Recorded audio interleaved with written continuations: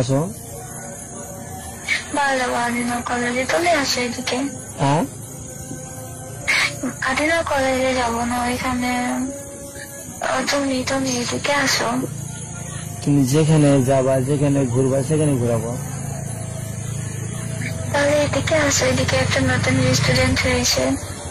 আসো। কোথায় গো? শিবগঞ্জ বাজারে। শিবগঞ্জ বাজারে? হ্যাঁ। কে খাওয়াবে, তুমি না আমি?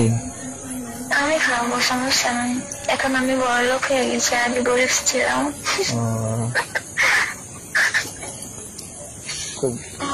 খুব খুশি খুশি মনে হচ্ছে, লাগছে। কি ব্যাপার?